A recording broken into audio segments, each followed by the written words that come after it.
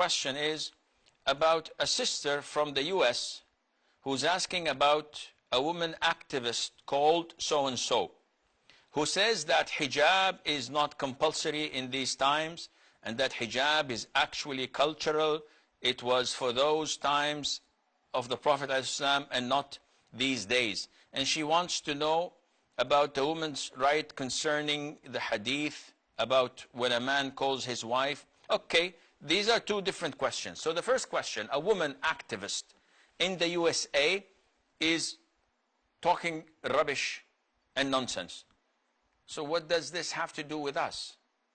This is a problem when we get such, with all due respect, nonsense from countries like the US pertaining Islam, from people who are not qualified to talk about Islam. Alhamdulillah, we have scholars of Islam, people who had spent their entire life studying Islamic sciences. I'm not talking about students of knowledge or da'is, or I'm talking about real scholars who are acknowledged as scholars. Don't look at someone like me giving a seminar here or a workshop here and he's considered to be a scholar. This is nonsense.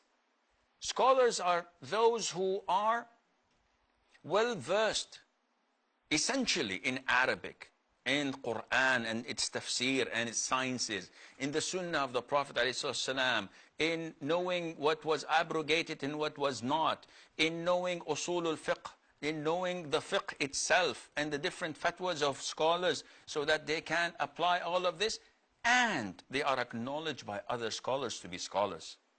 So this individual, a sister, coming after 15 centuries of Islam, after the consensus of all Muslims that hijab is mandatory upon women, and she just sits there drinking her latte, probably, and says hijab is a cultural thing.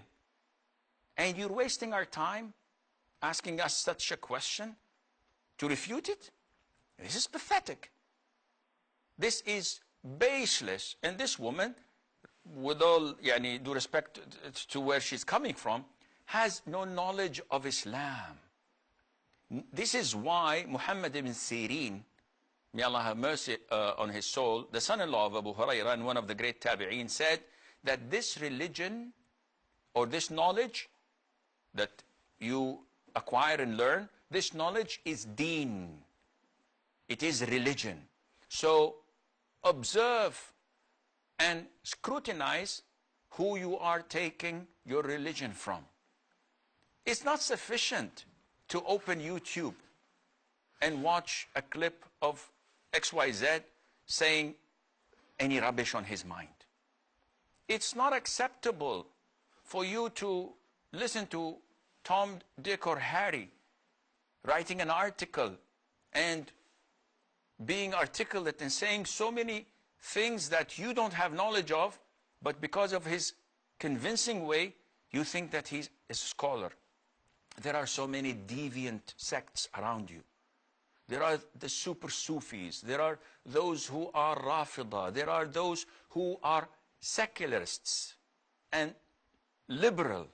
Those who are, actually, these are the modern names. The actual real names is hypocrites who undermine Islam through what they say. So they come to you and they throw and cast doubts over your religion, and at the end of the day, you come and ask such a question. Now, if someone tells you that, well, this was at the time of the Prophet ﷺ, but there are probably more than one God, what will you do? If someone comes to you and says, well, Salat is not 5, it should be 3, because of this and because of that. The Quran itself, they can do whatever they want, as long as those listening to them are ignorant.